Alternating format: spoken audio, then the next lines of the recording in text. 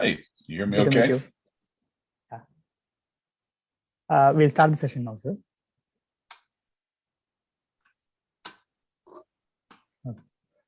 Good. Good evening, everyone. Welcome all to this session of Research Scholars Day 2021. RSD 2021 has started with a variety of events ranging from lecture series to interactive talks and workshops to competitions. It aims to bring together great minds from different backgrounds and facilitate exchange of ideas and research interests. We welcome all the participants to the keynote lecture session on Future of Space Transportation by Mr. Jim Cantrell, the co-founder and CEO of Phantom Space Corporation. It's a great pleasure and honor for us to have Mr. Jim Cantrell here in RSG 2021. Welcome, sir. Thank you. Here is a short intro about the speaker. Mr. Jim Cantrell is the co-founder and CEO of Phantom Space Corporation. He is the co-founder of several entrepreneurial startups, including Vector Launch, StratSpace, and Vintage Exotics Competition Engineering. Mr. Jim Cantrell has played multiple roles and worked in multiple environments throughout his career. He completed his BS and MS in Mechanical Engineering from Utah State University. He worked as a research engineer at NASA Jet Propulsion Laboratory, where he worked on Mars exploration missions. He has worked on a joint French-Soviet mission in a French space agency. He has experience over 46 satellite missions. He then worked on several joint missile defense programs conducted between America and Russia. Mr. Jim was one of the co-founders of SpaceX, serving as the vice president of business development. He helped the development of Falcon 1 launch vehicle. He has pioneered the concepts of micro launch vehicles and space situational awareness sensors. He has served on corporate boards of several aerospace companies. He also has a deep interest and actively participates in road racing. Now, I invite Mr. Jim Cantrell to deliver his keynote lecture. Over to you, sir. Yeah, thank you very much. I appreciate you guys staying into the evening here to hear me. It's morning time here in Arizona as the sun comes up. So glad to be here and thank you for inviting me. I'm going to use a slide deck here, and just a second. All right, can you see that okay? Yes, sir, we can see that. Great, thank you. So what I'm going to talk about today is what I see as the future of space transportation and where I think we are in it and where I think it's going. What I tell people when I'm talking about Phantom Space, which is a space transportation company, not coincidentally, is that to me right now, the future space economy is really a very, very infant economy. It's the very, very beginning of something very large. Much like the New World was to the Spaniards in the 1500s, some hundreds of years ago. At that point, if you were standing on the shores of Spain, you might see the Spanish galleons going to and from the New World, and you might know that they were bringing gold back, but you would have no clue as to what the actual future economic potential of the New World was. And we can see now, after trillions and trillions of dollars of value generated in the New World, how absolutely large and influential that economy has been on the future of humanity. I think space transportation is that Spanish galleon going off to a similar kind of place that we, as of today, have absolutely no idea exactly of what will be there and how we will create value and how we make money off of it. But it's clearly a destiny for humans, and we will be a part of that. All right, let me see if I can get, there we go. So I'm going to start with something old. I'm going to talk about the New York skyline in the late 1800s. If you've been to New York City, you know that it looks quite different today. This is what it looked like over 150 years ago. And you'll notice that there are not very many buildings that are very tall. And one of the reasons that is because there are no elevator technologies in this time. And the buildings were pretty much limited to 3 and 4 stories. the amount that humans could easily walk up and down. So by this point, however, you can see that the island itself was fairly crowded horizontally, but vertically it was very short. And what it looks like today is quite different. You see that it's grown vertically. It's also just as crowded horizontally. And the technology that enabled this was elevators.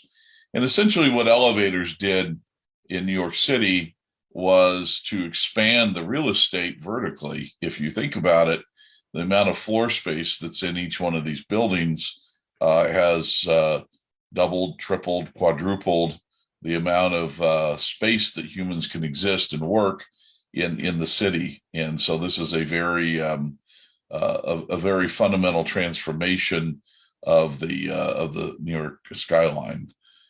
So in my way of looking at the world, the launch systems that we're working on today really are the future's elevators. And they are the thing that will transform our terrestrial existence into the equivalent of the New York skyline of many, many other places we can live and work and create value. So I think at space commerce, even though we don't know what it is, it's clear that it's going certain directions. What it's going to be tomorrow is anybody's guess at this point. If we all knew that, I guess we would maybe be in the stock market and betting on those things. But what I can tell you is that today it's a very hardware centric economy. It requires a lot of capital expense. To start a space company is almost always more than $10 million today. And it takes you years to create a new capability. Tomorrow, the vision I see is that it's becoming like the rest of the tech economy, software centric, and that will lower the capital expense required to fairly reasonable values, much like the terrestrial economy. And as a result of this, we will be able to deploy new capabilities in space in months rather than years. So this is an optimistic view, I think, but I think it's clear that this trend is happening. And once this happens, you'll see more and more people around the world becoming involved in the space economy. When I got into it 30 years ago, it was, for all purposes and intents, a boys' club, where it was a small group of people who had a very specialized tribal knowledge of how to make these things work. And you were admitted based on your education and your workplace. And it was the thing that we always looked for was an ability to be on a project and get something flown. Whereas today, you see a lot of the graduates of the universities and so on going out and starting their own space companies and just doing it. So rather than having to join the club, and that will draw in more and more people as we go forward into the future and spread both the value creation in space, but also how many people participate in it. So I see it as a very bright future that way. So right now, what we have happening is a disruptive technology we call Microsats. And in the past, we've had very large satellites. This is a geostationary satellite on the left. You can see it roughly in the scale relative to a human. They weigh as much as a large bus that you might ride around a city on, and they cost lots and lots of money, hundreds of millions of dollars, and they require very large launch systems and typically take 4 years to develop. But now we have microsatellites, which you can buy parts for on the internet. You certainly can't buy parts for the large communication satellites on the internet. But this has become something that's very inexpensive because of the supply chain. They're small compared to the human scale, and they're also much cheaper. I've seen some of these CubeSats being built for as little as $10,000, and typically built in a very short period of time. So this is becoming very disruptive. The latest numbers I've seen just last week were 35,000 satellites over the next 10 years are going to be flown. This compares with, say, 20 years ago when we might have 30 satellites in the entire year be built and flown. So you can understand that disruption from that. We have, as part of that, the size disruption, and I won't say that size has created these great numbers, but on the other hand, it's been a rule of thumb in the space industry that every kilogram of spacecraft costs you $10,000 to build, and that's a fairly reasonable approximation. And so, based on that, people are building much smaller stuff because it's cheaper to launch and cheaper to build. And you can see here the proliferation of satellites back in the 90s. You had very, very few that were below 1,000 kilograms. In fact, when I first got into this business, small satellites were considered to be 1,000 kilograms or less. And really now what we're talking about is microsats in the 10 to 100 kilogram range and CubeSats in the 10 to 1 kilogram range. And you can see how this is continuing to proliferate. Future projections of this show an even stronger proliferation. And the other interesting thing about these data is you see this top line here, sort of that's formed by the top of the dots here. That's geostationary telecommunication satellites. You can see they've gotten bigger and bigger over time as the launch vehicles have gotten bigger to take them there. And you can think of geostationary space being, much like a beach on Waikiki or any place where a lot of people want to be. It's very limited, high, expensive property. And so like Waikiki in Hawaii or Honolulu in Hawaii, you can imagine why people build skyscrapers there, because they want to make the most money off of limited real estate. So the other thing is that the commercial satellites are starting to be made by the hundreds. This is Planet Labs' image of their factory in San Francisco. This is in downtown San Francisco on 2nd Street. And this is an example of how many satellites they might have ready for launch. They have launched somewhere north of 400 satellites now. And they've been doing very interesting things with these. They're imager satellites. But some of the first truly mass manufactured CubeSats that I'm aware of. And they are creating what Planet Labs calls a living, breathing image cloud of Earth. And there's an enormous amount of value that can be created from this.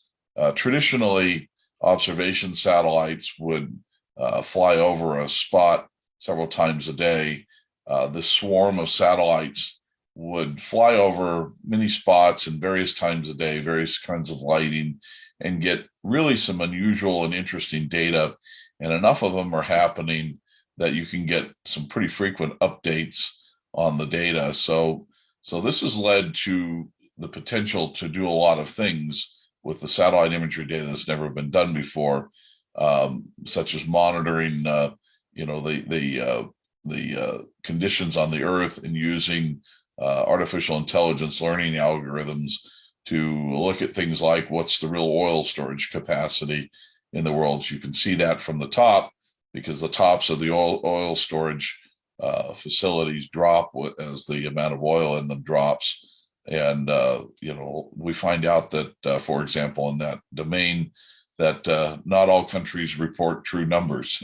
For example, you can also monitor environmental impacts of human activity. You can monitor human growth in the cities. The other thing that we've seen done with these very CubeSats is monitoring places like North Korea.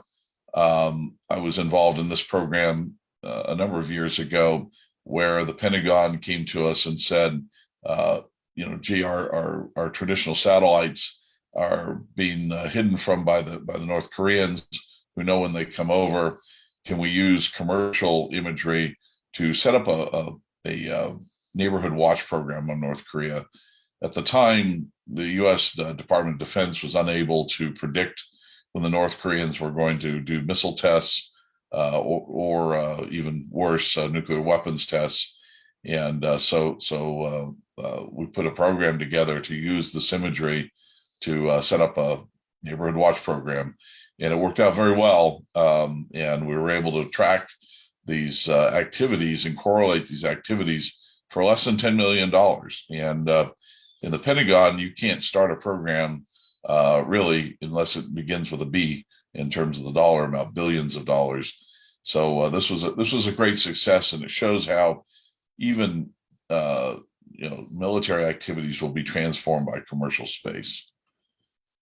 So the other thing that you can say is of these CubeSats, this was LightSail 1 and 2, which was somewhat my brainchild, and I led the effort to build.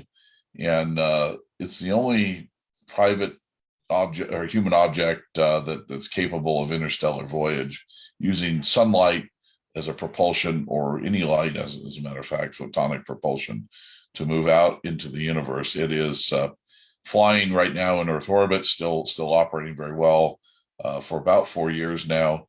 But this was all privately built, and it was done with donations from individuals who believed in the idea of interstellar flight. But it just shows you that as this technology evolves, it becomes disruptive in many different ways. We see economically, we see militarily, and now we see in terms of exploration that these are disruptive in every way. Excuse me. The terrestrial transportation, then, let's talk about that for a moment. Typically involves, people walking, getting on buses. You've got trams, you've got water transportation systems, you've got trains, you've got buses, cars, airplanes, and so forth. And this is the traditional view of this. What we sometimes forget to talk about, though, is the role of space transportation on Earth. It is new. It is something that is coming along, but it is becoming, and I think in the future will be considered a core part of our our terrestrial transportation system. So let's step back a little bit again. When I was very young, men walked on the moon, and this, however, in those days was really only something that nation states did. And up until very recently, space exploration or launching of satellites into space was almost universally only things that nation states did. That's changing. This was another major milestone in my childhood, believe it or not. I can remember when the first shuttle launched back around 1980, and this was our entire space transportation system in the United States. We got rid of many of our expendable launch vehicles in favor of the shuttle. And again, the scale of the development of this kind of system was only something that nation states could do. The Soviets also had a similar program. I had the opportunity to actually see the Soviet shuttles, one of which flew, the rest of which didn't. They had a fleet of 4 of them, and they were in Baikonur, Kazakhstan. And, obviously billions and billions of dollars spent there as well.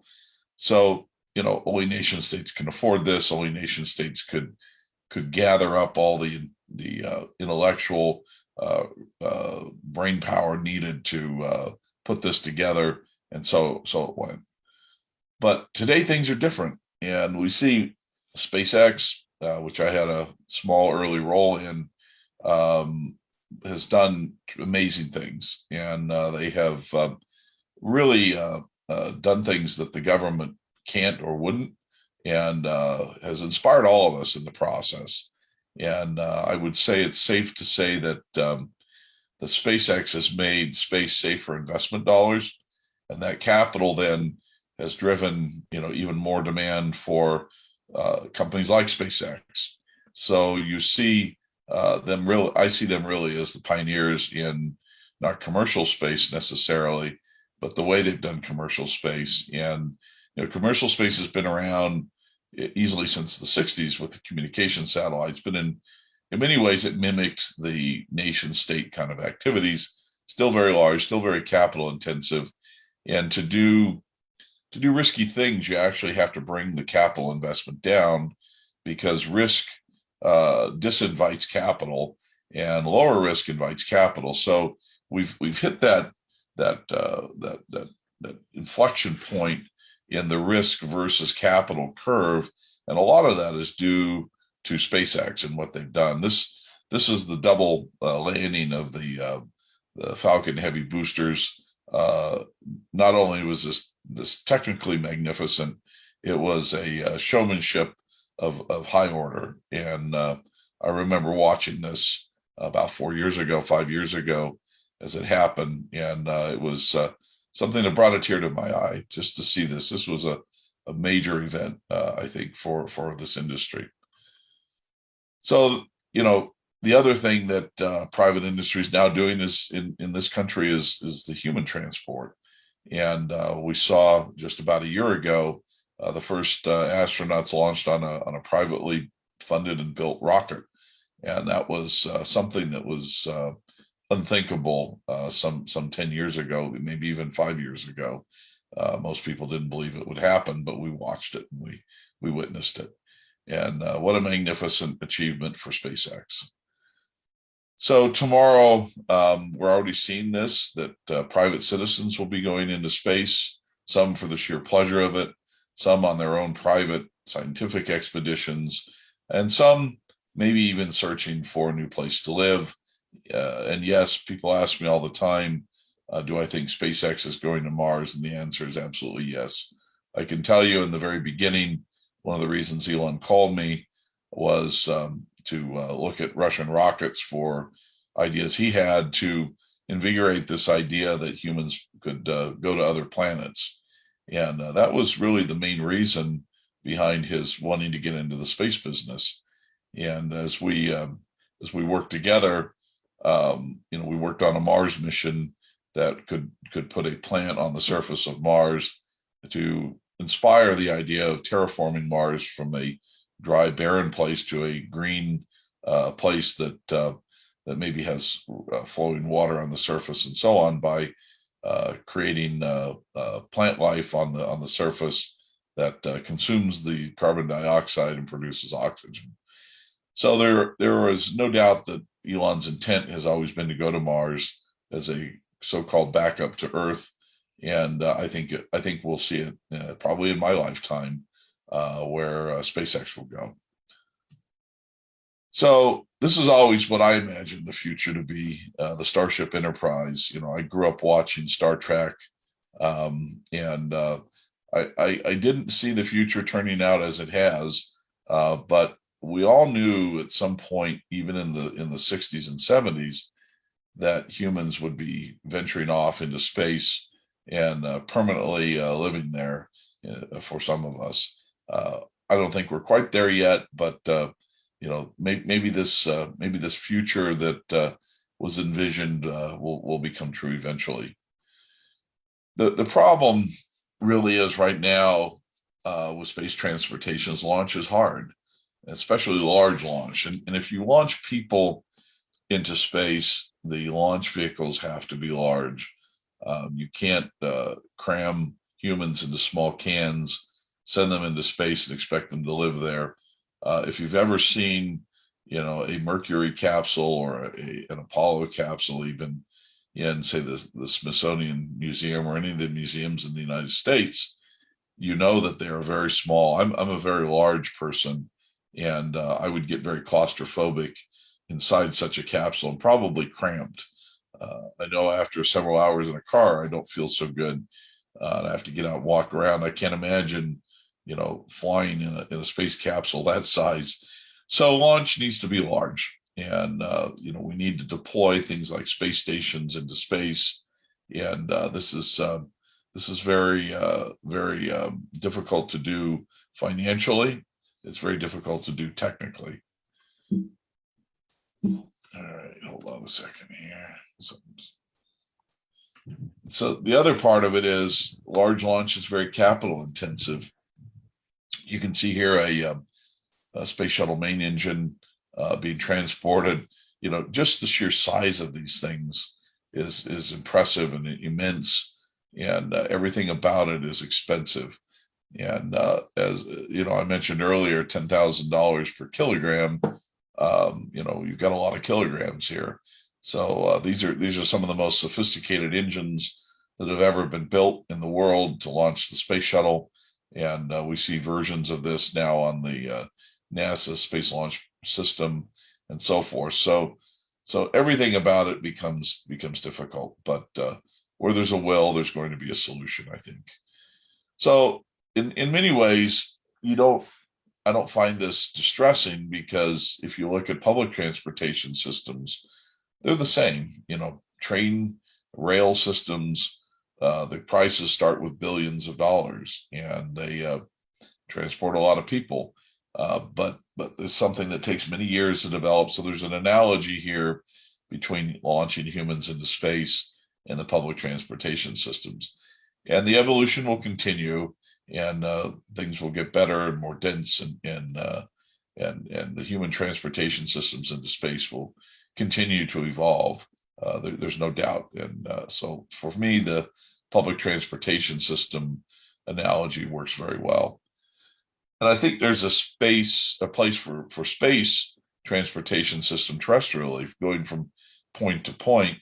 If you look at spaceship that's being developed in Texas, and I'll just add as a side note, it's an interesting story to watch. It's fascinating how SpaceX continues to fly these spaceships. They build them, they fly them, they destroy them, they build another, they fly them, destroy it. They're learning. This is something no government would ever do. Incidentally, the governments are very risk intolerant and subject to public opinions and politics, and could not withstand the sort of public failures that spaceship has been experiencing. Yes, SpaceX can, because they've proven that they can do things and they can make things happen. And so you see the public opinion, which really doesn't matter, incidentally, very tolerant of the failures. More importantly, is their investors and their internal management does support this. So, you know, Elon's obviously very supportive of it. So when you watch that, you have to ask yourself, you know, spaceship is so big, what in the world is it meant for? And you know, obviously, launching humans into space is one of the stated goals for it. But one of the less stated goals that I think is really going to be a reality is going from point to point on Earth. If you look at the cost of them doing this, you know, we may be in an era by the end of my lifetime where I can go from Arizona to New Delhi in an hour. And, you know, I could come give you the speech and be back in the same day with a transportation system like this. So it becomes effectively the physical equivalent of our internet, being able to move things around very quickly on the surface of the Earth for very, very economical costs. So I believe that's one of the very, very strong uses of the Starship. So let's go back to something a little more relatable for most of us, which is the automobile. And this is what I call bespoke transportation. It's really tailored to us as individuals or maybe families. And it's more equivalent to, I think, a second class of launch that's evolving. I really see the economics of the space transportation system being balanced between, on the left, we have large reusable launch like SpaceX is perfecting. And then on the right, we have small mass manufactured launch. And so these two economic systems in transportation, I think, will coexist. They're competitive in the sense that, you know, they're all transporting the same thing, much like the automobile and airplanes, for example. But we have a completely different submarket that it will appeal to, but a very large submarket. All right. So I go back again to the turn of the century and a man named Henry Ford, who's here in this image, and he had from the beginning, and he, by the way, he had two failures before he had a third success. Most people don't know that Ford Motor Company, it was his third try, and he had this idea that he could produce cars for the everyday person. And if you go back to the turn of the century, automobiles were really play toys for the rich. They were things that only wealthy families could own, that specialized operators could drive. And Mercedes-Benz famously stated that the worldwide market for cars was something like 3,000 vehicles because of the limitation of the skilled driver base. And while that might be intellectually correct, at the time it was massively incorrect in its eventuality. And Henry Ford created a car then that instead of costing something like 20 times the average person's salary, he created one that the average person could afford and would be less than a year of their salary. And this was the Model T. So through mass manufacturing, which it's really almost difficult to believe that nobody had come up with this concept until the early 20th century. Henry Ford really put mass manufacturing into play and really built all of that infrastructure that became the automotive industry. And the concepts were rather simple. All the cars were made pretty much the same. And they were, his famous words were, you can have any color you like as long as it's black. They were made on a rolling assembly line. Each worker who would assemble a part of the car acted in a capacity where they did the same thing over and over again. So they became experts at, for example, putting the lights on, or experts at dropping the engine in, or experts at bolting the front seat in. And that's what they did all day long. And so as the next car arrived, the person would bolt the seat in, and etc. Next car, and so on. So as a result, Henry Ford discovered what's called the learning curve, which found that each successive car got less and less expensive, and you could provide these cars at a very affordable price. Most of the new automobiles you go out and buy right now for, say, $20,000-$30,000. If you bought the first unit cost from say Ford Motor Company, that would really be $100 million car or more, and that cost has been amortized over a large number of units, and therefore has become a lot cheaper so that we can all afford it. The same thing is happening in space, and that's with our next generation of micro launchers. You may wonder why everybody is focused on small launchers. The idea is that it holds promise, has yet to be proven, frankly, but it holds promise that it can be as inexpensive on a per kilogram basis as large launchers. It turns out large launch vehicles are very efficient economically, and you can get, for example, with the Falcon 9, down to around $3,000 or $4,000 a kilogram for launching objects into space, but you have to buy the whole space. And so that's either a lot of microsatellites or a very large satellite. With micro launchers, we think we can get down to $1,000 or $2,000 per kilogram and be able to do it in much smaller packages that become relevant to a customer or satellite operator who would like to deploy a smaller constellation or single unit small satellites and so forth. So the Electron is really the only one that's flying right now. It's built by Rocket Lab in New Zealand. Had some involvement early on with these folks, a very talented group. There's other companies such as Phantom. I'm one of probably 5 or other companies that are doing this, and will be coming online in the next few years. And we all have competing ideas about how to do this, but I can tell you I'm one of the few who are really thinking about how we do mass manufacturing and mass launching of these launchers, which I think is the other next problem to solve. So really, when you talk about small versus large, you've got a number of different characteristics that you have to think about. The small launch can be low cost if you can do enough of them, and the reusable launch, even if you don't do a lot of them, there's fairly low cost because you're just launching a lot of mass. But they tend to be low responsive because you're fixed to a schedule that in the case of Space Launch System, which is the SLS, the NASA vehicle, they're planning on launching that once every 2 or 3 years. And so you got to wait around for that. But if you're doing high rate launch, it may be a launch a week out there, and you can jump on the bus when it suits your schedule. So these are the kinds of things you have to look at. And one of the reasons why really the market is going to the right on this chart into high rate small launch and then reusable large launch. So the other thing of going down in scale is the development costs exponentially reduced. So you can kind of see some of the small launchers from the Electron up to the SLS, how much physically different they are. And the Falcon, for example, was about a $500 million, about a $500 million development cost on that, whereas the Electron was closer to about $150 million.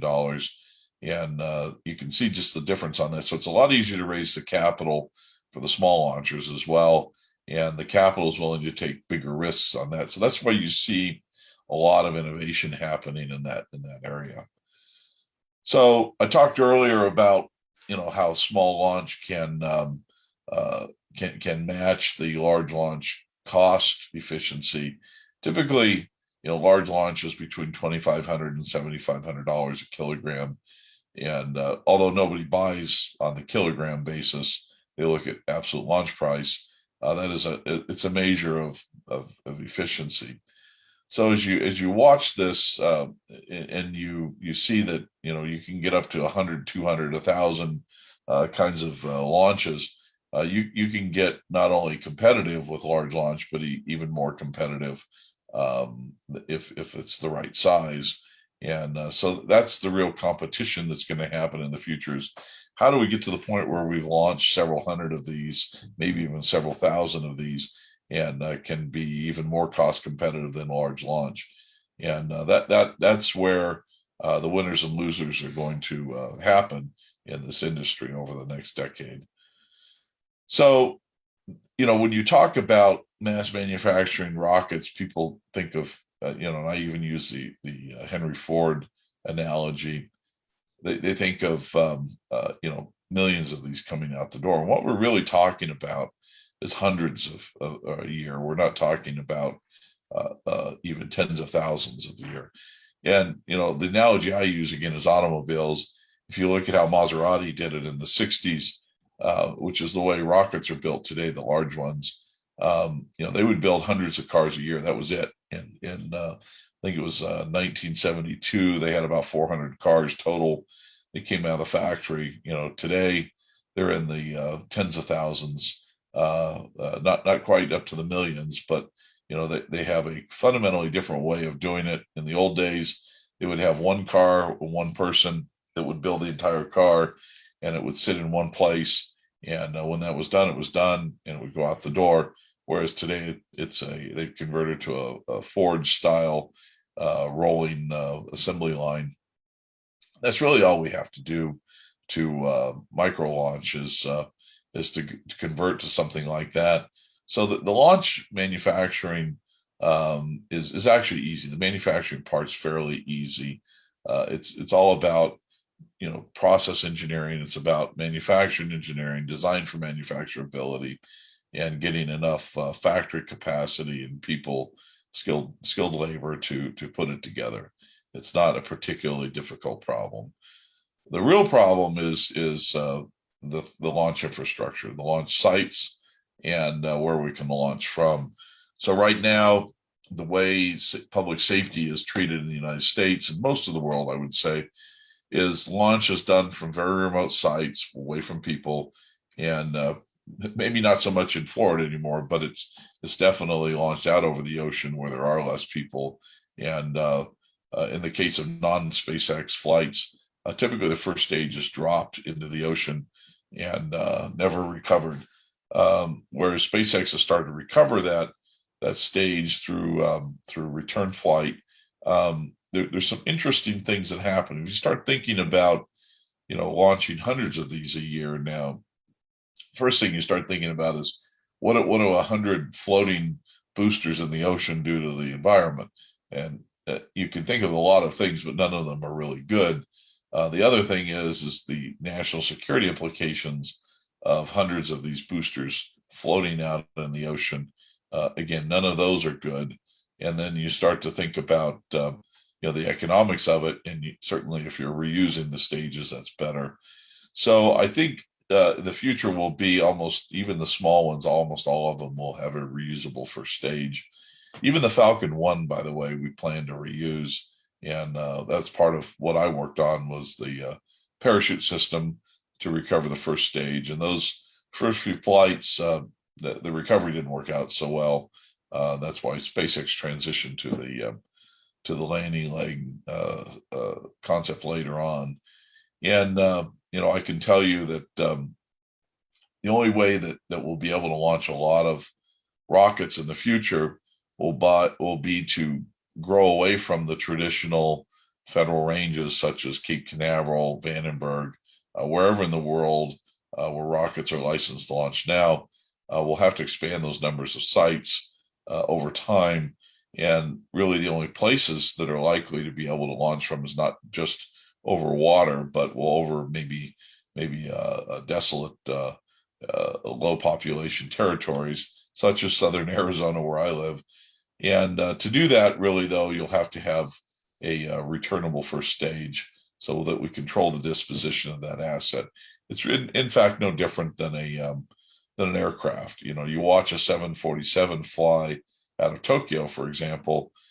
You have hundreds of people aboard a vehicle that has tens of thousands of gallons of kerosene and a very flammable liquid, and flying out over millions of people, literally over the houses, and we don't blink at it. But yet a rocket, which has often a whole lot less explosive capacity, flying out over the ocean, people get all upset about. So as space becomes more normal and we can recover the assets and do it reliably, then the comfort level with flying these, say, out of Kansas, out of Texas, out of Arizona, out of other places in the world where there's not a lot of people around, will become more and more tolerant. And eventually we'll see rocket launches from all sorts of places in the world once we can reliably recover the first stage. So the other thing you can look at for adoption of this small massive launched capabilities, what I call micromobility. And if you live anywhere near a city or been in a city, and COVID's put a dent in this, I'm sure. I haven't been out since COVID, to see how this is going in the cities. But as a pre-COVID, this was a very rapidly adopted technology where you can ride these scooters from place to place and just drop them off. You put your credit card in it, and then you drop them off at your destination. And then there's a system that picks it up. And really something we had never imagined until recently. And I remember going to an automotive conference in Germany about 4 years ago, and somebody predicted the massive adoption of this. And this was just as Uber was starting to be adopted worldwide. And, I honestly, I couldn't believe this, but the truth is that it did. And, we watched as e-scooters and that the adoption rate just went through the ceiling very, very rapidly. It's much more than car sharing and bike sharing and so forth. And so one of the things that's interesting is as to why that happened. And so as you look at the data and you look at the industry, you start to find out that the e-scooters were able to expand their presence and have such a high adoption rate due to two factors. One, the very low capital expense required for somebody to start one of these companies up. And number two was the ability to scale the numbers of these very rapidly. So So the second part requires a supply chain that allows the number of scooters to be built to be high. So you have lithium batteries, which we all know have become very common in our life, along with the scooters themselves. The hardware and the computer and the software that go with it is readily available. So between that and the small scale of the hardware, which made them cheap to build, they proliferated and people adopted to using them. So what we're starting to see, and this is the analogy with the small launch, is to me they're kind of like the e-scooters.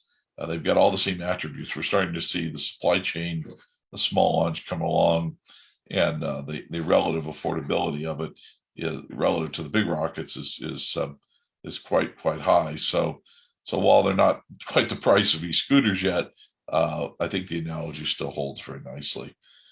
So what we'll end up with is a new transportation model of $1 million to $4 million per flight, and flights of 100 per year, and that'll fundamentally change the economics of the space industry, and it will change the way people create space companies and deploy space companies. It'll change the way governments use space. It'll change the way space is accessed completely. And this new transportation model will not displace large launches in the tens per years. It'll merely supplement them and facilitate and fuel the growth, I believe. So, ultimately, we're at the very beginning of this competition of small launch vehicles, but hopefully you understand a little bit better what role they play in the future of space transportation. So, yet I'm going to start talking now about something much bigger, which is how humans are going to move out into the cosmos. And first, it's kind of important to understand, at our core, we're still a very wandering species. We all possess some amount of curiosity about what's around the next corner, what we have ahead of us. Are there better places to be? This is what drove early humans out of the birthplace of our species into better hunting grounds, ultimately around the world, to places like India, to places like North America, and so forth. And it's what drove the Europeans away over to find the quote new world unquote, and settle that and create what has become modern day America. And we're going to do the same thing in space. That's because this is what we do, and this is wired into our DNA. It's part of who we are, and we can never deny it. This is why movies such as Star Wars and Star Trek are so powerful and so popular, is that it touches that part of our DNA that we all have, some more than others, but that we all ultimately respond to. And so I say that our most important revolution in space has begun, the human movement into the cosmos. And this was this famous shuttle backpack, but it represents man alone in space with a small machine that I think is representative of the future of our species in space. So, like we settle the new world here in North America, humanity will move into space and become a permanent resident there. It may be in my lifetime, it may be in your lifetime, or it may be in our children's lifetime, but it certainly will happen. I'm becoming more and more optimistic that it will happen sooner rather than later, which is very exciting to me. One of my first jobs in this business was on a Mars mission, and I spent a lot of time imagining what it would be like on Mars. We were building a balloon to float on Mars, and of course, you have to imagine, what is the surface like, that we have to contend with, and what would the cameras pick up, and what would the panoramas look like. So the idea of humans actually going there and seeing this is tremendously exciting for me, given sort of my historical interest in this sort of thing. And I think it's one of the few things that actually brings all of us humans together. Like the Apollo missions, That was a human triumph, not an American triumph. It was an American triumph, but it was more a human triumph. And I think the same thing will happen with Mars. So it's rare in this day and age, in any day and age, actually, to have something that we do as a species that actually brings us together as a species. So that's the other side of this that excites me. And when we first started talking about this, in fact, I can't say we started talking about it when I got into this business. I inherited the discussion. It had been going on forever, about how we go to Mars and how we send people into space. And it was always something when I was early in this business, we would complain about NASA can't do this and NASA won't do that, and NASA needs this and NASA needs that. Well, most of us that got frustrated by that early in life got pissed off, and we just went and started doing it ourselves. And it's really the motivation that started SpaceX. It's really the motivation that's led to a lot of what we see now in private space, that we're just tired of waiting around for governments. And in fact, governments can't do it alone. And the only reasons governments did it in the beginning was that there was a strategic need for it, and they could afford it. And really, in a lot of ways, it's a creature of the Cold War that got started, the lunar missions and so on, the competition between communism and capitalism and so on. But today it's a different story altogether. And governments are really just an end user of space rather than an entity that develops it. So I think it's important to understand this and to recognize that they're not ever going to be the solution to it. I call it the Halon strategy. As I looked at this at this government dominance of the industry, and I wanted to change it, there was a lot of ways you could do it. You could try to take it on and destroy it and replace it, and that's a fool's errand, because government protects itself. They won't give up what they view as their rightful role in this business, and so on. So instead, you create the equivalent of halon. You just take the oxygen away, and it withers and becomes something that survives the new conditions. And you do that by creating what we have today, which is a private sector that moves so much faster than the government ever did, that they are forced to just adopt it. So the other thing you have to think about is, as we move into space, the military is going to come along with this. This is the not so pleasant side of our move into space, but it's inevitable. There's a lot of people who are philosophically opposed to it, and I, like a lot of people, are philosophically opposed to war completely. It's a very wasted activity.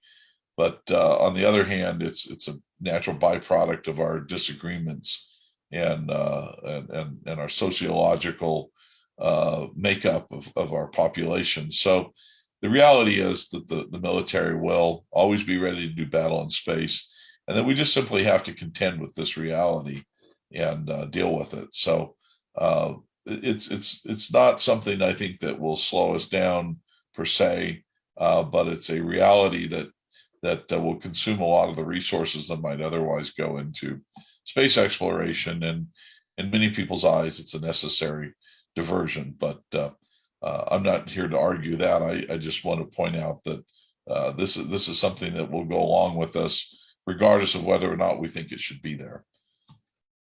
So the rest of the world, really is unable to deal with a lot of these realities, particularly at a government level, like I was saying. So private enterprise will be the ones that take us to where nobody's gone before. In many ways, the New World exploration was privately financed by the Queen of Spain, and in many ways it was the same sort of thing. Ultimately, it was Spain, that started to explore the New World. But as you start to understand the history of the New World's exploration, there were a lot of private companies that would come there. The Pilgrims, the famous Pilgrims that came to the United States in the 1600s, actually weren't the first ones. they were preceded by these trading companies that would come looking for beaver pelts and woods and things like that to trade. And in fact, my ancestors came here in the late 1500s. I'm one of the oldest from one of the oldest families in the United States, and they were here as merchants, and they weren't here as representatives of any government. And the same thing will happen in space. So it's hard to imagine, just like, a couple of wooden ships going across the ocean to the New World sparked an entire change in our history. This is what SpaceX looked like. That's Elon's McLaren down there in the left-hand corner. This was our first factory in El Segundo, and this is how it looked like when we moved in. And I remember arguing with Elon over the cost of painting the floors with epoxy paint, which in my mind you had to do, right? There was no alternative. But this is where SpaceX began.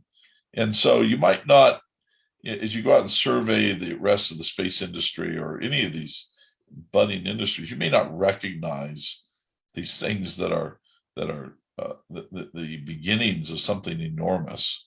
But this is what it looked like. And to me, it just tells everything. I remember sitting in the offices, which were over behind the left wall over there.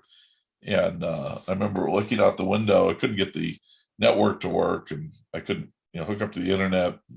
Even back in 2002, that was fairly important to what we were doing. And I saw a rat run across the floor here, and I thought, really, we're going to build rockets here? Even I didn't have the faith that we would do it. But Elon saw things that none of us saw, and just like this picture is so symbolic of that. We've got to keep our eyes open, and the rest of the industry, to spot those things that are coming. They may not look at all like what the future looks like. So keep this picture in mind as you think about it. So here's what they build now, and it's just to connect these two is almost impossible in a person's mind unless you know that it's a fact and it's true, and that you've seen the story. But to go from here to here is just mind-boggling, and this is in less than 15 short years, really, in human history. It's not long. So this gives you a sense of how rapid the pace is here. So I think that it's safe to say that the first humans to Mars will come by private taxi. They won't come by government black Suburban. They'll come, they'll stay and live off the land. We all watched the movie The Martian, and I know the author of that. It was originally just a sort of an off-the-wall book that Andy Weir wrote, and that it got adopted for the movies. And it's a very technically accurate story of using greenhouses. And again, this was the kind of greenhouse that Elon was talking about landing on Mars. That's why we went to Russia to buy rockets. It was a much smaller version of this, obviously, but the same concept holds, right? There's no reason we can't go to Mars and create an environment where we can live off of. Maybe some of it's underground, maybe it's all above ground like this. But the point is, we'll innovate and we'll figure it out. And if we could just get the stuff there, we can figure it all out. And I think this is something that is terribly exciting. I think it's only the precursor to much bigger things that look a little bit like the Enterprise and so forth. So at any rate, this is I think a very, very fundamental part of our future. So the other thing I want to sort of point out to you is, I can tell you who the most famous human ever is, even though this person has probably not been born, definitely not been born, and we don't even know who this person's parents are. But this most famous citizen ever will be the first human being born not on Earth. That has never once happened. And once that happens, we've reached a new milestone in who we are as a species. And no doubt it will happen. It's just a matter of time. So we are really just in the very infancy of this whole thing. And there's so much to do here and so much opportunity here. It's mind blowing. It's something that really requires the enterprise of the entire humanity to accomplish, and I'm confident we'll do it. So ultimately, this human achievement will be not a government program, but it'll be human achievement. It'll be something that we can all be proud of. It'll be all something that we can feel a sense of liberty from, having done it this way. I can't think of going back to the mentality of the 80s and 90s, thinking that the governments have to do this for us.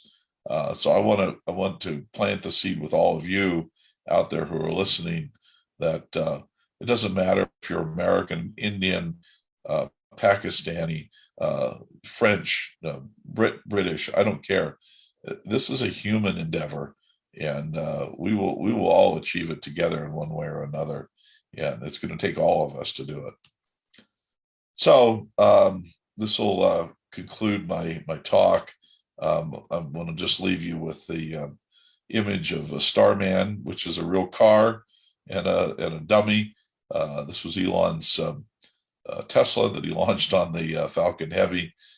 Very typical of Elon's sense of humor, but very symbolic of what he's trying to do. So I thought it was brilliant. I think this is one of the most brilliant things I've ever seen, is launching a Tesla into our orbit. Well, actually went to Mars, actually. So any rate, all of us go to the stars. We're all made from the stars, and to the stars we return. So thank you very much. I don't know if anybody if we had a Q&A session or what, but Yes, I'm happy sir. to hang around. Thank you for that inspiring talk, sir. Giving analogies with automobiles, and that motivating lecture was awesome. We have some few questions, sir. Yeah, can you share a few of your memorable incidents working in SpaceX? You shared the humble beginnings, right? So yeah, some more. Well, the stuff you can read on the internet covers our trip to Russia. I'll leave that one alone. But yeah, let's talk a little bit about the early days of SpaceX. In that picture you saw, we were a very small team. It was a team I'd put together to do the Martian lander. Really was the core team. It was Chris Thompson and Tom Mueller and Hans Koningsman and a few others. But basically that was it, to design this rocket. And Tom had the engines, and I was in charge of a lot of different things, contracts and the parachutes and so forth. And Thompson was he was doing the mechanical design of the rocket, and Koningsman he was doing all the software and the guidance, navigation, control, and so forth. So it was a very small group, and this floor behind the offices was much like that. And we had our own little laptop computers, and that's wouldn't be any different than any other startup you'd see today. And we had all the same troubles of couldn't get the internet to work. I remember the front door we'd use. This was in El Segundo, California, which is very near Los Angeles Airport and LAX. And we'd leave the door open, and we'd have homeless people walking in the front door. And we eventually had to lock the doors, but it wasn't in a great part of town. And so it was very frustrating in the early days, I would say, to think that we were going to build this rocket. And I didn't have insight into the raising of money. That I was trained as an engineer. This business of raising money I didn't learn until much later in life. And of course, Elon knew it because he'd been through it with PayPal and so on. But I didn't have that benefit. So that was one of the things I lacked. Was I understood how much money this was going to take, but I couldn't see how we would come up with that money. So that was like a completely foreign thing that I didn't understand its existence of. And so as time went on, it's obvious they were able to raise the money. And I would say that back then it wasn't as developed either as how you raise the money. But it was one of those things that caused me to wonder about the viability of SpaceX. And Elon was not always there either. He was he had an office upstairs, and he had an office where it was just a cubicle, and anybody could come and just grab him, and it was very accessible in those days. As we added a few more people, he had an assistant, Mary Beth Brown, and I really liked Mary Beth. She was very helpful to him, but I wouldn't call her an admin or anything like that. She was kind of a personal assistant, and sometimes you'd have to talk to her to get Elon's attention. He was always on the phone, but he was very involved in the decisions. He's very technical, very smart, and he's smarter than all of us. I'll admit that. I think his IQs exceeds all of us by far. It was apparent from the beginning. I'm considered pretty smart, but compared to Elon, he's a whole other thing completely.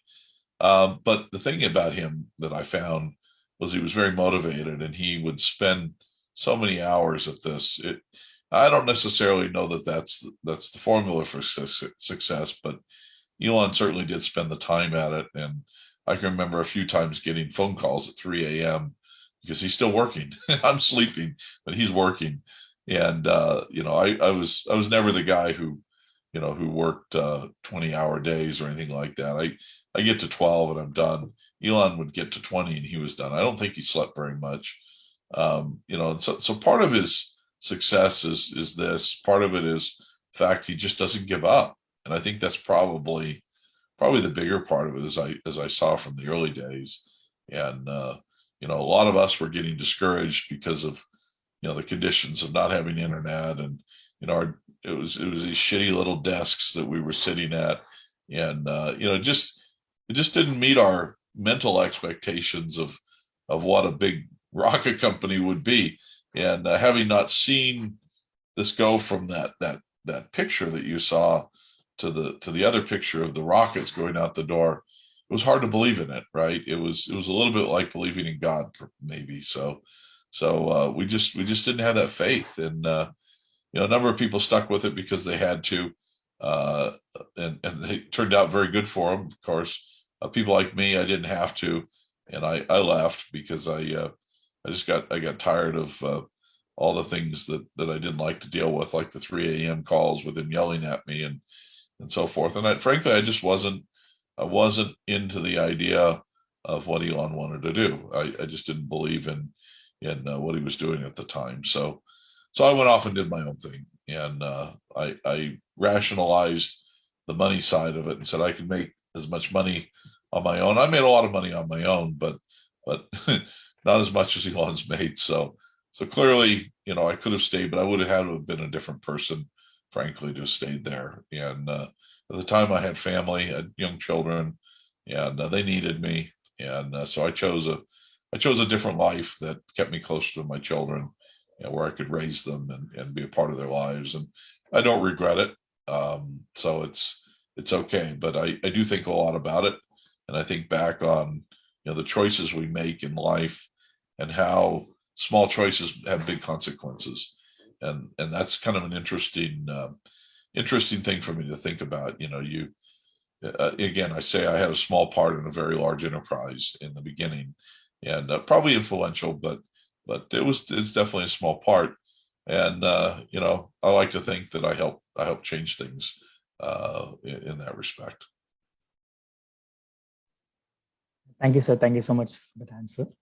What do you feel about electric powered rockets? Like, what is its feasibility in the future? Electric propulsion, is that what you said? Yeah.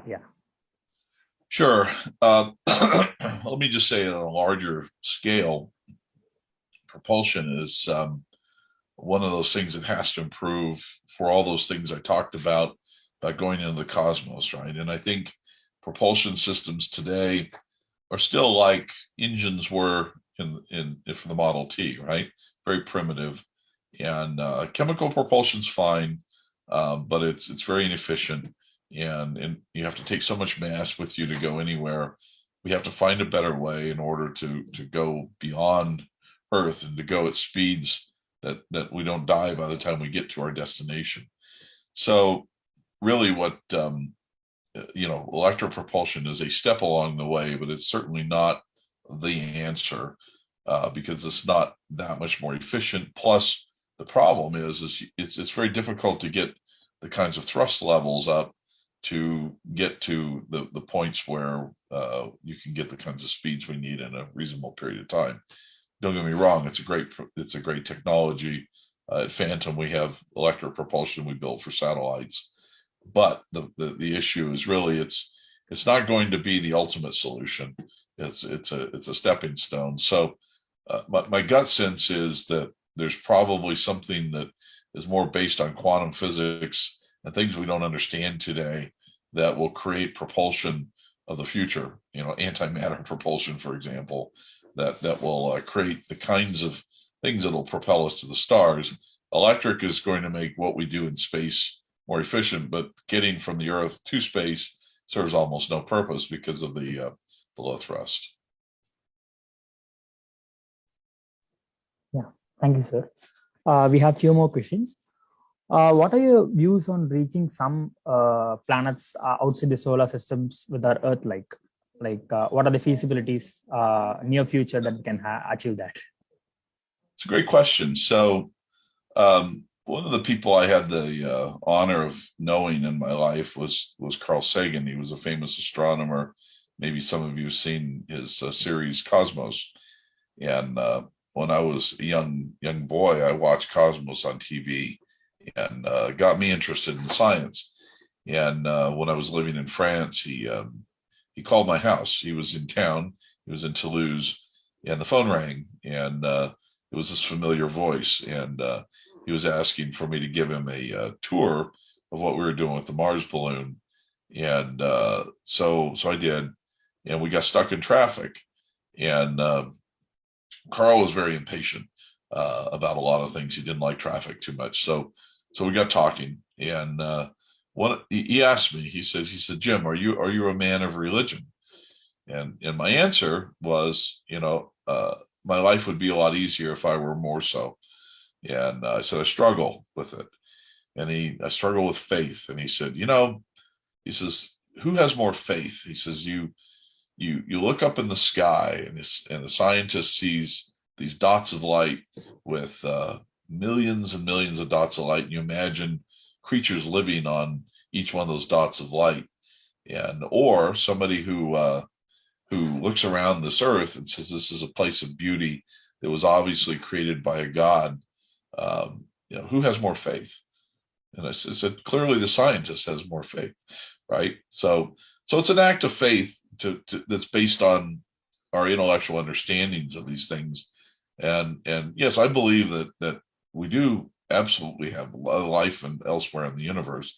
We may have life on Mars, frankly. I'm not convinced that we haven't truly discovered that. It will be in a lot of ways, I hope that we don't, because if we find life on Mars, it'll be very complicated about how we explore Mars, and all these great pictures of people living on Mars or even going to Mars will be greatly complicated. We've seen what this virus called COVID-19 has done to us. Can you imagine the idea of a non-planetary virus coming back? So this reverse contamination of Earth. So in many ways, in our solar system, I kind of hope we don't find it, but on the other hand, I do hope we find it. But clearly out on the stars, there are other planets like Earth that have habitable conditions. In fact, I would dare say that life, as we understand it, as a carbon-based life form, is only one of many different kinds of life forms that might exist. So there may be other conditions, like we find life at the bottom of the ocean now when we go to new places. There are things down there that we never thought existed near sulfur vents and so forth. Same is going to happen in the universe. And that's the magic that, that sparks my DNA to think about what's really out there, right? And if only we could go there. Thank you, sir. Thank you so much. In your view, when can we see the future like space transportation affordable for a large number of population? Yeah. Yeah, I think so. I look at what we're doing. Again, I think the answer is mass manufacturing.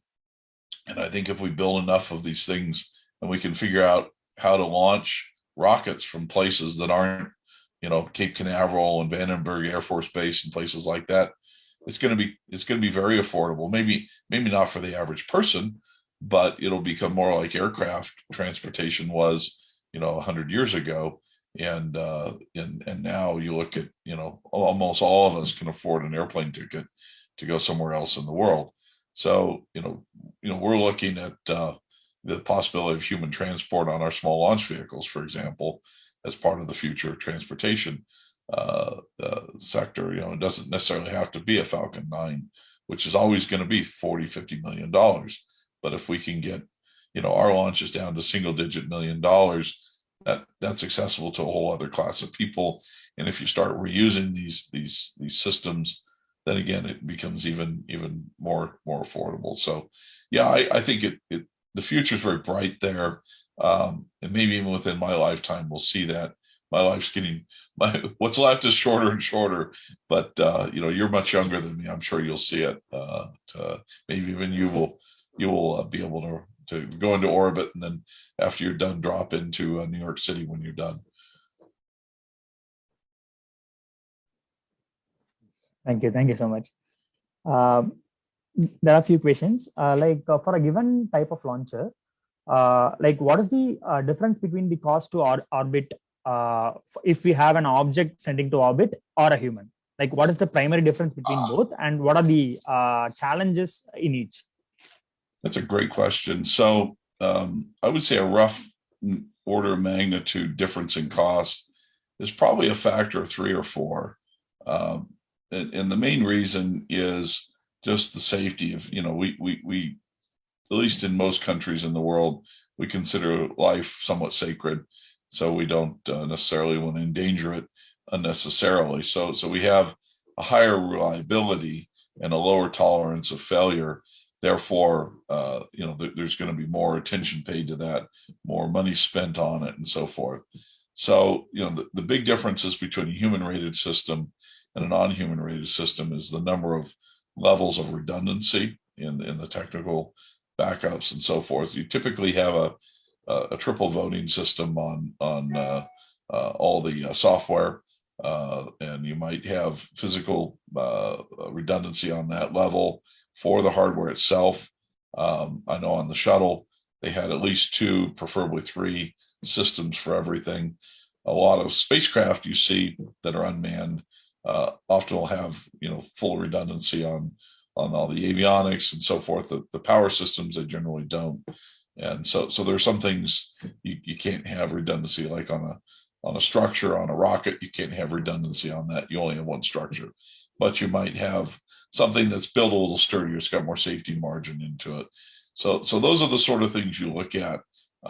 It's a wide variety of things it impacts, and but fundamentally it's the same device, right? And you see the Falcon 9, the human rated Falcon 9, they had to spend a lot of development money on that. And so that's the other side of it, is that development money has to be recuperated through an increase in the pricing. So, the numbers I'm seeing for some of these private flights of astronauts to these private space stations, again, it's an early market, but I'm starting to see $50 million a passenger, which seems very high to me.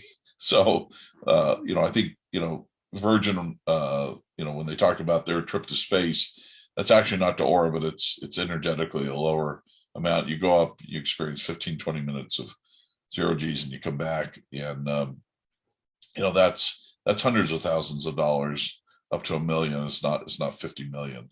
So, we'll see. Again, with the small launchers, I think they give us a chance of, having single digit $1 million human trips to the space station rather than $50 million. And that'll be through mass manufacturing. Yes, sir. Thank you for sharing your thought. We have one more question. We always have this quality and cost issue, right? So in all the transportation things. So Particularly in space transportation, like what do you think? Like if you have, if you develop partnership between space agencies of companies, would you vision reduction in the cost, and what quality could be, what sort of quality issues could be solved by having partnership between companies? That's an interesting question. How could we, partner between companies? I think what's evolving is a supply chain, which is kind of what you're describing in this industry. It's, SpaceX was what we call vertically integrated. They build everything. Literally, there's very, very few contractors to SpaceX. A lot of people, over the years, I get a lot of people asking me to get introduced to SpaceX. And just for the record, I don't do it, so don't ask. It's not that I'm annoyed by it. It's just it's not going to work. But they have done that for historic reasons. Number one, 20 years ago, as we looked at the supply chain, it was really related to the military industrial complex, and so we realized in order to disrupt the price and the cost of the business, we had to build all of our own parts of the rocket because we couldn't rely on the basic core costs that were baked into it by the way the government does business. So that's why we vertically integrated SpaceX. The other thing was that we knew that eventually, if we were successful in disrupting the industry, that the large companies like Lockheed Martin, like Boeing, whose capabilities we were actually disrupting, they would resort to political acts to keep us from becoming competitive. So we decided we had to be independent of their supply chain, which they largely controlled because they were doing the most business with them. So it was those two things together that forced us there. What you're starting to see now is a change. It's a maturing of the industry. And at Phantom, for example, we took a completely contrarian view of this vertical integration, and we're buying our engines from another company that has already designed and built them and tested them. We licensed our avionics from NASA. We're buying, the batteries from another company and so on. So we're not doing it like SpaceX did. Almost every launch company that starts does it like SpaceX. And if you go ask them, why are you vertically integrated? They just look at you with this look and they say, well, because SpaceX did it that way. They don't think about it. And the reality is that no industry is built on vertical integration.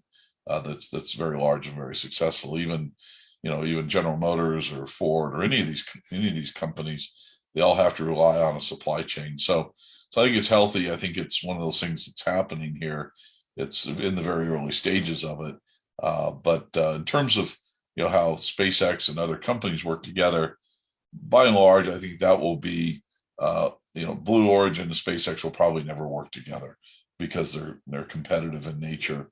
But say some of the smaller launchers and some of the large companies, there will be a consolidation of those companies.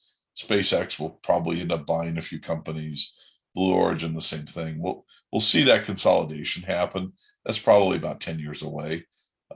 So that'll happen with time. So we have one quick last questions. Last question, like, are we going to see space elevators? Is it really possible? So I'm not a believer in space elevators. Arthur C. Clarke's idea. I don't see how they practically work, but I've been wrong about a lot of things. So take that with as we say, with a grain of salt. Thank you, sir. Thank you very much. It was a wonderful session, inspiring talk. I hope all the audience would have got enriched with your keynote lecture. Thank you for giving this lecture in RSD 2021. Yeah. Yes, sir. Thank you very much. Thank you very much. All right. Goodbye. Thank you, sir.